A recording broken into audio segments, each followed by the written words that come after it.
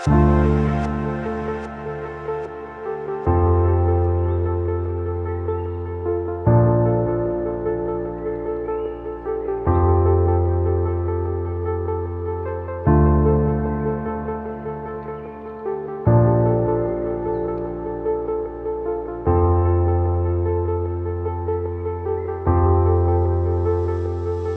Bijan, welcome to the show. Hi Ketaki, thank you for having me. Yeah, it's so great to finally have you here. And before we get into the area of presentation and storytelling, I want to understand what a day in your life looks like, because I've seen so many of your conference speeches and your wonderful presentations. So, what does your day look like? How many countries have you traveled? Tell us all about your job. So, in regards to the conferences, my day-to-day life looks a lot more like an event planner. So basically spreading the events to not be overwhelmed. So for example, 2 conferences in a day is impossible because it's too much energy, and I want to provide the highest energy and engagement possible. So it's about spreading the engagement, and then of course the logistics. Currently with COVID, there is a lot less logistic burden because there is no more traveling and in person, but usually there was a lot of this. And then it's about understanding the need of the group of people with whom I will engage and work with. uh, what is the objective of the managing team organizing the event, what are the needs of the individuals, to upskill them and help them be better communicators in order to maximize their impact, which is the goal at the end of the day. So that would be basically my day-to-day organizing conferences, organizing goals, and matching what I can bring to what people need. And then when I have the privilege to actually run a conference, then it's my favorite part. It's not on a day-to-day basis; it's more monthly, for example. But then when that week comes, that I know I will have a high engagement with a large group of people, then I'm super excited. And it's all about preparation, rehearsing a lot, and making sure I understood the needs and the people I will interact with. That sounds exciting, and I think we need more of such creative professions in the world where we can where we can actually make an impact and touch so many lives every day. So it's wonderful what you do, and thank you for everything that you do, and for all the videos that you share on LinkedIn for everyone's reference. So tell me one thing, based on the number of conferences that you've had, and you have a different group of audience each time. Why do you think storytelling is essential? So my experience with conferences is that it's a bit contradictory, but there is a feeling like each group is different every time, but also most of the time everybody has the same questions. So I'm gonna dive into this because it was for me it's so contradictory. It's like a cognitive dissonance, but at the same time, it's comforting to have this kind of universal um, trend with different groups. So across cultures and countries and languages, people are very different. The humor is different. Their approach to a speaker or a conference is different. So at the very beginning, I didn't expect this, and I was taken aback that sometimes, because I use humor in my conferences to increase engagement and memory retention. So I make people laugh purposefully to help them remember, because if you engage with emotions, then people remember more. Of course, you know this, for example, if you're really afraid, if you have a strong trauma or an accident, for example, you will never forget what happened. It's because of the emotional component maximizing your memory retention. Right. But it works with other feelings than fear, thank God, because then you can make people laugh, you can make people feel really attached to the content or to the speaker, etc. So when using humor, then the way people express uh, if they find you funny or not is different across cultures. Yeah. So that was my first taste of, okay, around the world, people react differently to different content, and there is no one size fit all. And this is also a very good news, because if everybody was the same, it wouldn't be as interesting. And I think it's important to also have diverse perspective on the same topic. Mm. But at the same time, there are a lot of similarities Mm. around the world uh, on the topic I talk about, so storytelling and communication skills and presentations. And people oftentimes have the same questions. So how to be more to the point, more concise, how to engage their audience, how to be more effective at getting the message across, how to make sure they're interesting. So these are all universal as far as I know from my own experience. Maybe there are differences as well here, but Yeah. as far as I know, in the tech industry, in the kind of select group of people I interact with, regardless of regions around the world, these are some topics that come very often.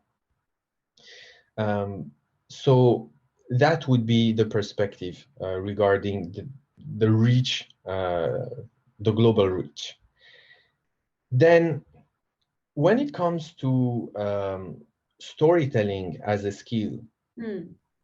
it's a lot misunderstood and it's a lot underrated, Yeah. because when we hear the word storytelling, people can think about movies or screenplay or theater or books like Harry Potter or Star Wars, and it's funny, or it's a bedtime story for children, Mm. maybe. But this is a very narrow aspect of the spectrum that represents storytelling.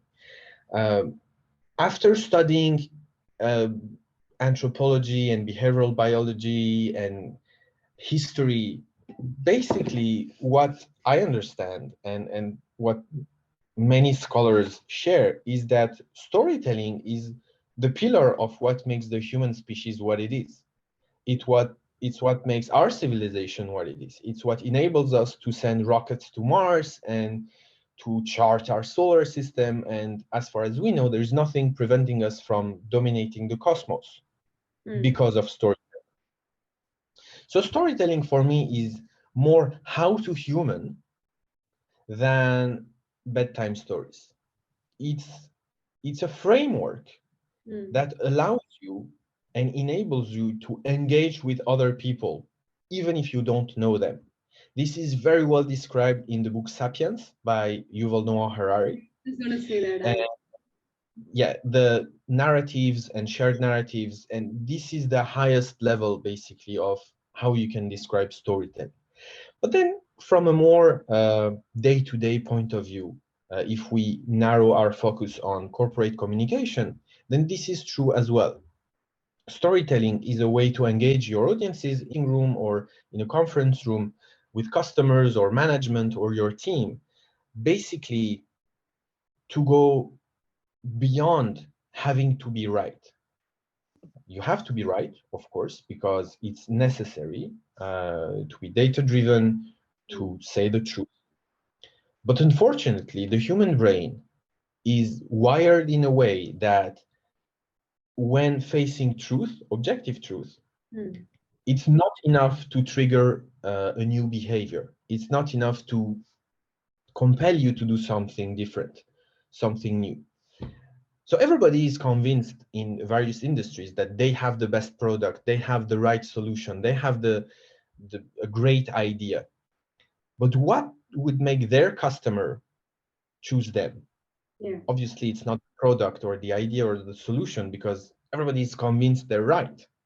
So storytelling is a tool to go beyond that Mm. and touch something more intangible, more irrational, and get the favor of your audience or your customers.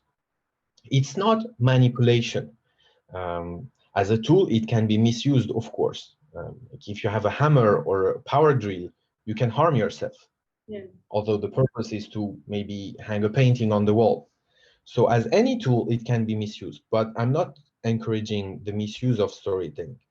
I'm encouraging the understanding of human behavior, and Hmm. that we have a neocortex that is very rational and logical, but our decision-making processes are governed, are dominated by our limbic brain, more primordial brain, where emotions are born and are processed. And decision-making being an emotional process, if you want to inspire and influence others, you do need to incorporate emotional components in your argumentation. And that's what storytelling is about. Yeah, you beautifully described this art of storytelling, and because it's a tool, it can definitely be misused. And I'm glad that you brought out the misconceptions around it, because every time we talk about storytelling, it is usually viewed as manipulation in the corporate world. So when we look at our corporate world setting, when we look at that setting, and we have several presentations, most of the time these presentations are mandatory. They are an obligation, and they usually have a lot of boring content. And so when the professionals start presenting these things, it is usually a very self-centered approach.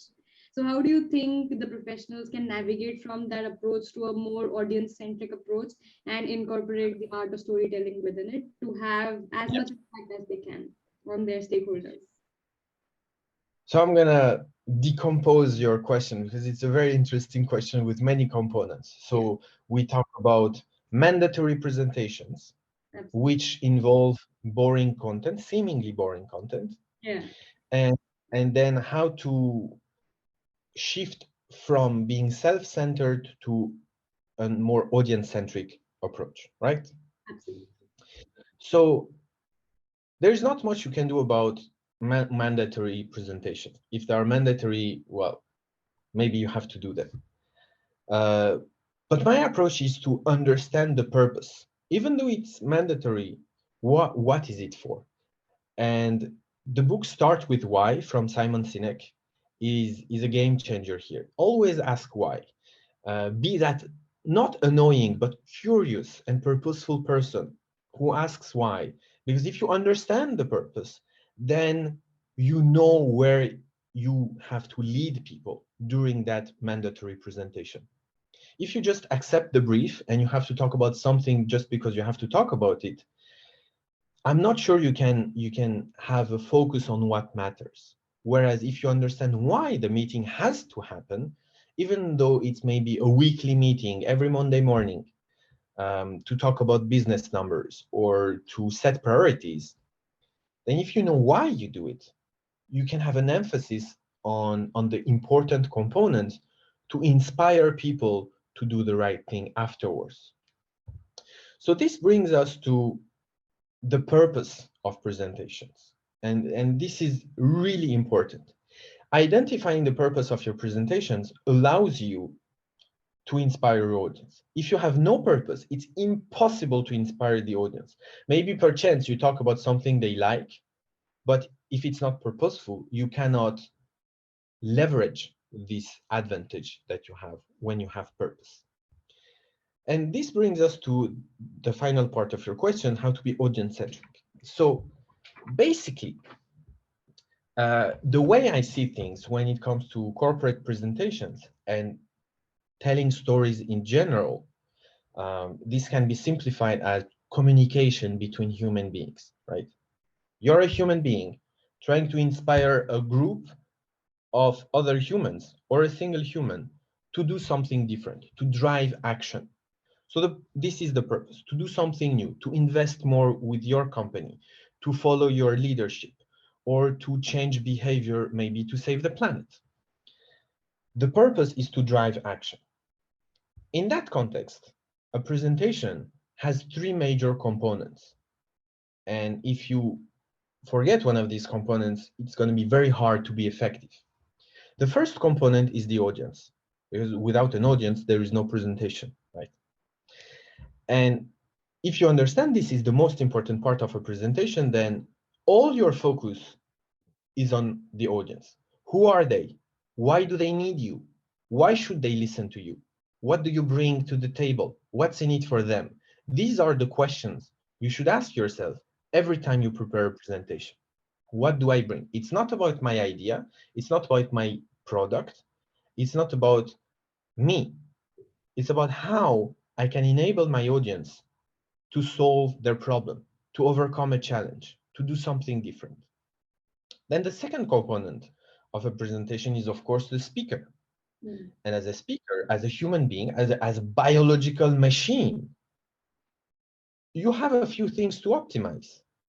Well, first of all, we all know that most of what we mean doesn't come from the words we use.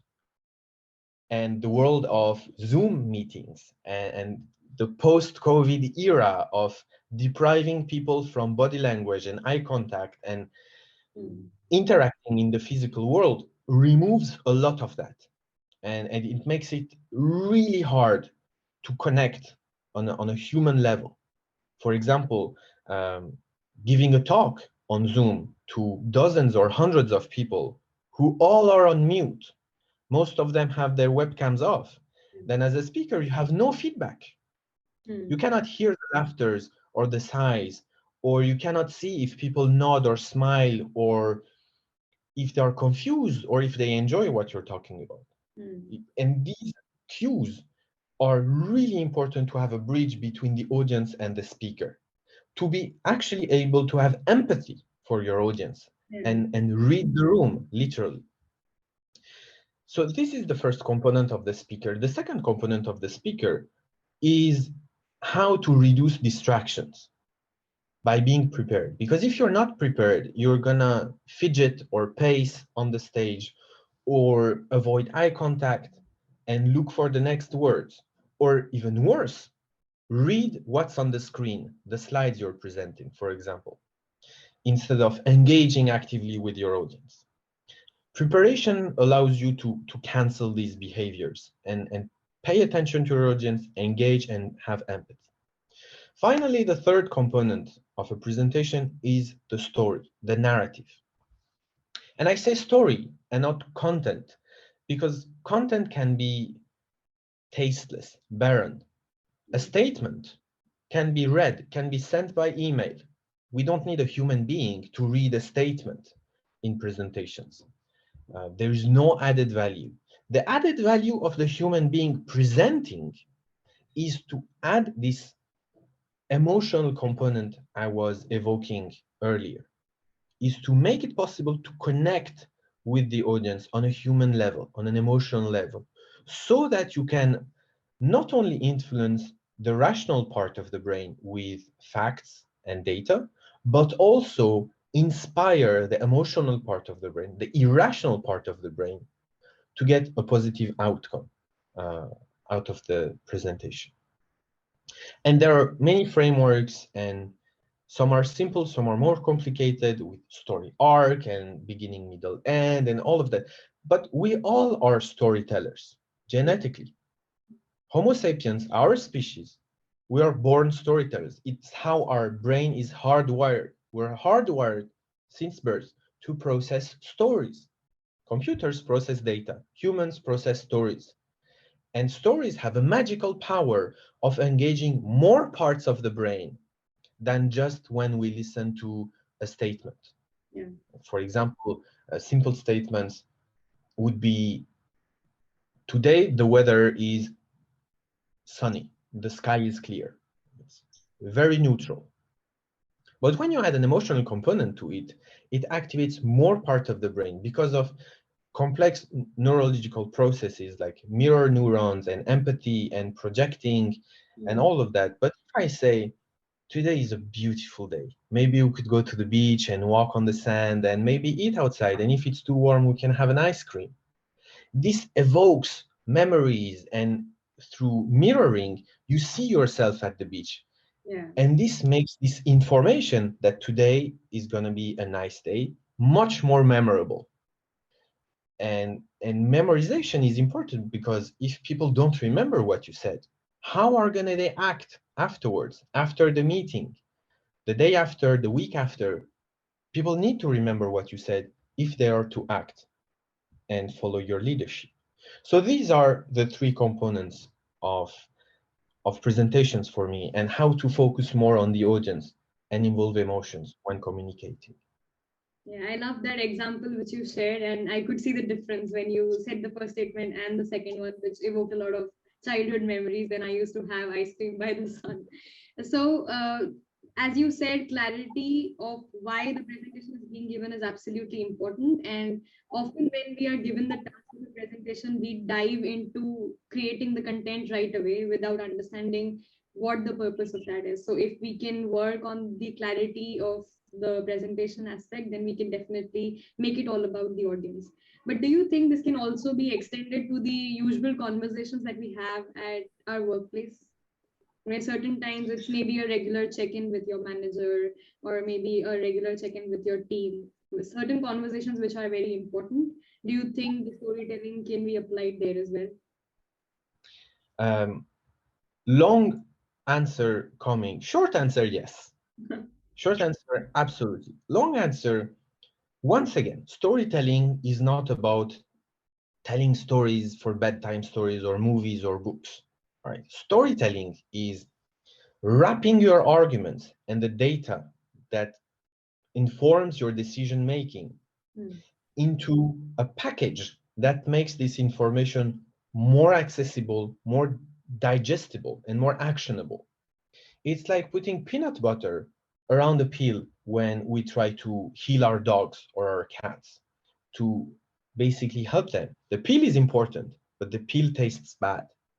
So just before you mentioned maybe boring content in meetings. I don't believe there is any boring content.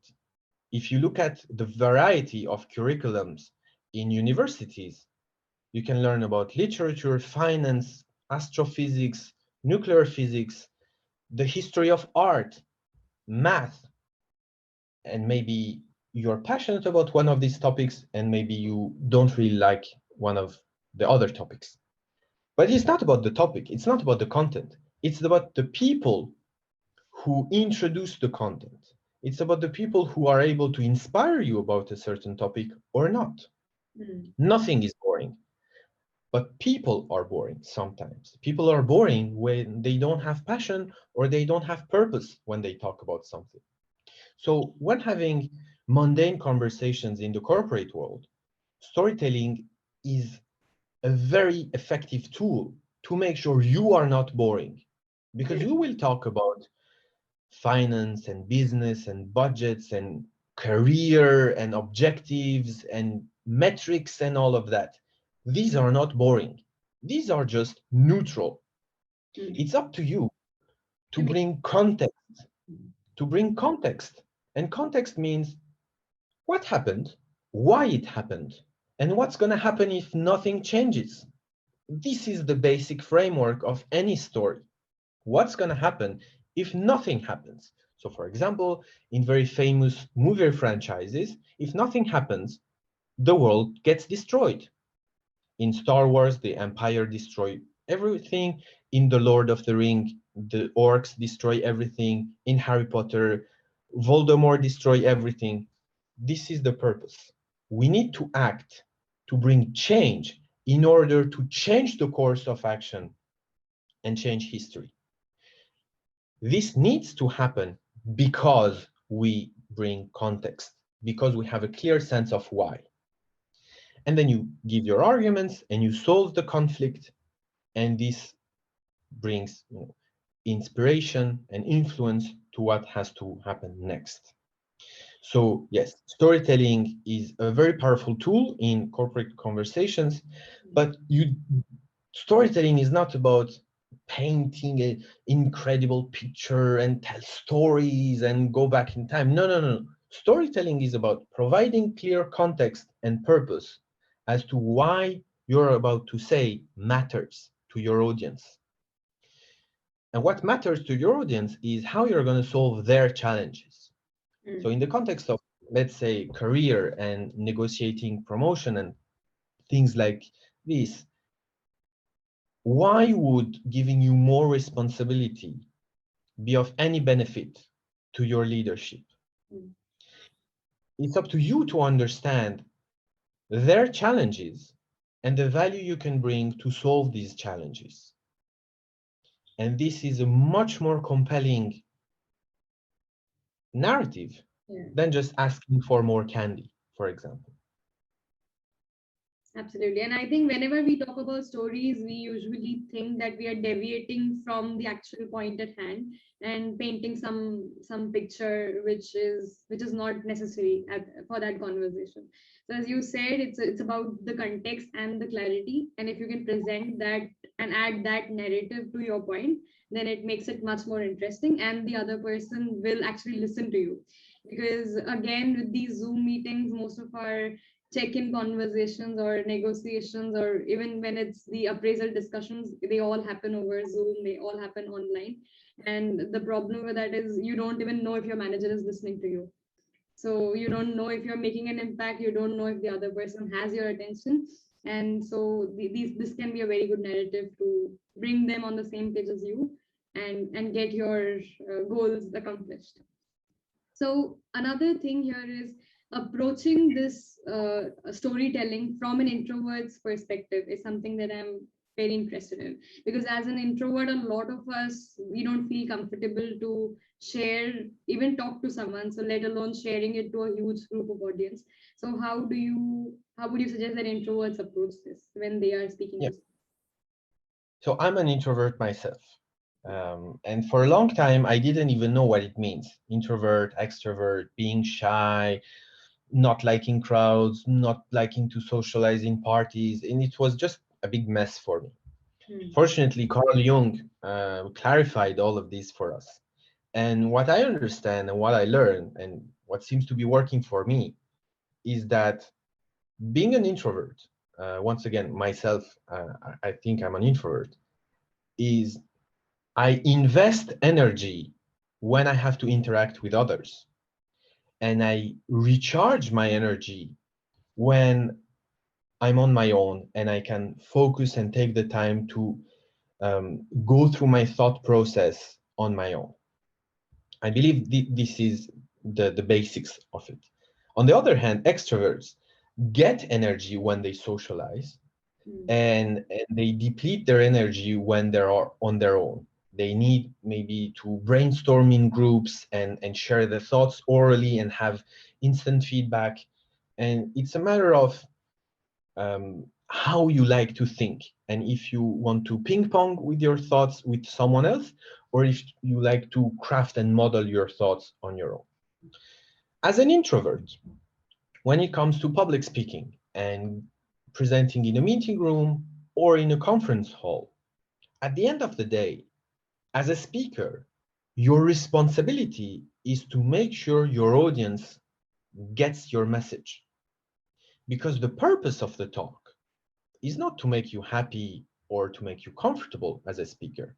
The purpose of the talk is to inspire and influence the audience so they can do something different to solve the problem at hand. And we do need to solve a lot of problems. So my approach is to demystify what happens when you are facing a large crowd or an important stakeholder. Hmm. Basically, what happens, these are the two kind of scary audiences you can face. Either a room with hundreds of people or a room with a couple of senior VPs and directors and or your CEO, for example, really important decision maker who can decide your fate in the company. What happens here is the trigger of a deep and ancient survival instinct. Uh, the survival instinct is basically our drive to belong. Hmm. We have to belong to the group because we are a social species. As individual, we need to belong to a group in order to survive.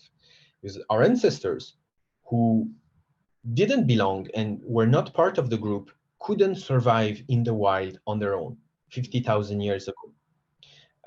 A single human being has no chance against a grizzly bear, a lion, a tiger, a crocodile. You have no chance. We Yeah. don't have thick fur, claws, fangs, and we don't run fast, etc.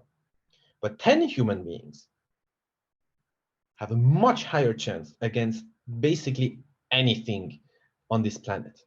We can organize, cooperate, develop tactics and strategies, and this is how we started hunting and building small societies. So this deep instinct to belong compels us to not be rejected by our audience. And whenever we bring controversial ideas or challenging the status quo to bring new solutions to solve problems, we put ourselves, we expose ourselves in a situation where we can be rejected potentially if they don't agree with us. And this triggers a deep fear of judgment and rejection. Fortunately, we don't live 50,000 years ago. We live in the very comfortable 21st century where everybody listens to each other, hopefully, and ideas are welcomed. And you're not cast away or banned if we don't agree with you. So the antidote to being nervous and stage fright, basically, is preparation. There is no silver bullet or magic potion, but there is preparation. And preparation is a wonderful tool to reduce and cancel this survival instinct that is the fear of rejection. Because the more prepared you are, the more you internalize the content, the more confidence you get, the more you delegate the delivery of the speech to your autopilot. Kahneman, in his book Thinking Fast and Slow, basically he describes two systems in the brain, the fast and the slow. But this is basically the autopilot. It's what happens when you sing happy birthday at a birthday party. You don't have to think about the lyrics. You don't have to think about the melody. It just flows naturally. When you prepare at such a level that you can deliver your speech like the happy birthday song, you don't have to worry about the next word. You don't have to worry about the ideas because it's internalized in such a level that you can automatically deliver. This allows you to pay attention to your audience and then have empathy. And as introverts, this is also very powerful so that you don't have to waste too much brain energy, if I can use this analogy, on figuring out what's happening around you. You just deliver your speech with confidence and you can invest a bit of energy on reading the room, literally. For me, this is what works best. Obviously, after large conferences and long talks, I am drained of my energy, but I didn't show any distraction while delivering the speech, thanks to preparation. Absolutely. So I think no matter how many conferences we attend or no matter how many speeches we give, a little element of the stage fear still exists that can never be completely cancelled. But as you said, preparation can be a great tool to just minimize it to the least level possible so we can read our audience.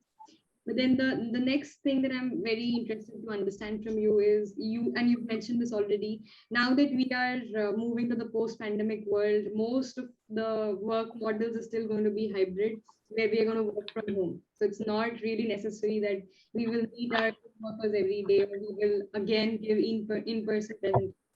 So if most of the presentations are going to happen online virtually, how do you think we can capture our audience attention through that? Because that's a huge challenge, and we ourselves don't feel motivated in those cases.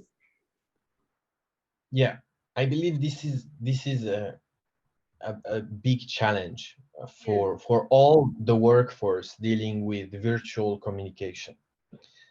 There are a lot of tips and tricks, and there are a lot of people pretending they have figured it out. Once again, personally, I like to go back to the root of things to understand what's going on. Humans develop social connection through vocalization. It's called chit-chat talk. It's what happens when you go to the coffee machine and you bump into a colleague and you talk about maybe the sport event or the movie on TV last night or the latest blockbuster in the cinema. But this small talk that extroverts are experts of, this is the vocalization network we developed as a species to create connections. And from these small connection, then you can breed trust and you can breed community. There are other primates that also developed vocalization to create social connection. Lemur in Madagascar, they do it differently, but they also use their voices to make friends, basically. They climb on top of trees and they scream, hey! And this is how they make friends. Other apes, other great apes, like chimpanzees and gorillas and orangutans, they don't do vocalization for social structures. They actually groom and clean their hair. They remove the lice and all of this.